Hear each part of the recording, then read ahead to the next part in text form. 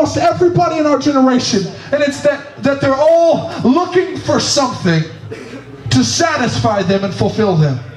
And some people go after drugs, some people run after sex, some people run after fame and fortune. Some people just say, well, I should just be happy with my friends and my family, and that'll be good enough. But no matter who you ask, and no matter what their outlet is, the reality of their situation is that they are desperately seeking something that will fulfill them and satisfy them and give them in this life. But listen, can I tell you something? That is purposeful. The God that made you wired you so that you would not be satisfied until you found Him.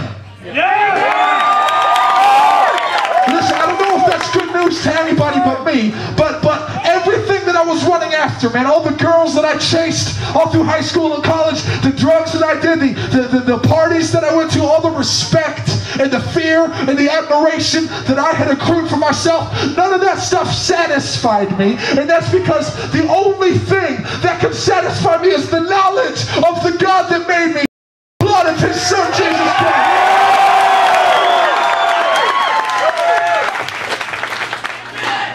And listen, I want you to understand the real brokenness of my condition in that moment. Before I found Him, a lot of people would have called me a nice guy. Before I found Him, a lot of people would have called me a good kid. Before I found Him, a lot of people would have looked at me and said that there were things about me that were admirable or respectable. But this is the reality of the situation. If I'm doing whatever I'm doing, if it comes from any place other than having heard the Word of God to me and obeyed it, if it comes from any place other than having said yes sir to the spoken Word of God into my life, that thing is sin. So and listen, I don't think anybody would say that it's sinful for a man to pastor a church. But if I were to leave this band right now to go and pastor a church, then I'd be stepping outside of God's perfect, unique plan for my life, and I would be in sin. So in all honesty, man, I'm being really vulnerable and open with you guys tonight.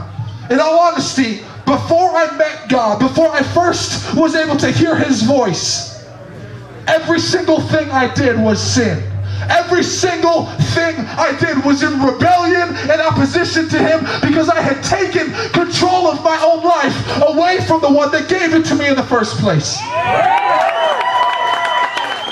And listen, that might not be like a really wild, profound thought to you, but let it sink in. If there is anybody in this place that does not know the God that made them through the blood of His Son, Jesus Christ, right now you're in a place in which you are an enemy of God.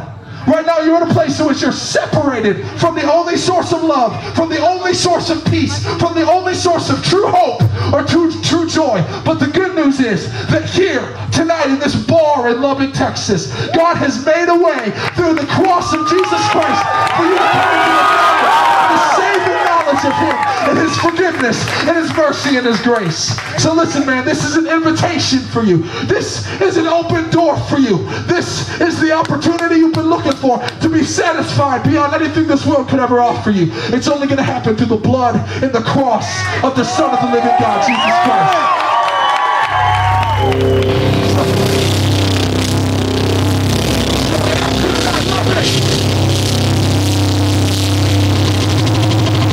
Are you with me?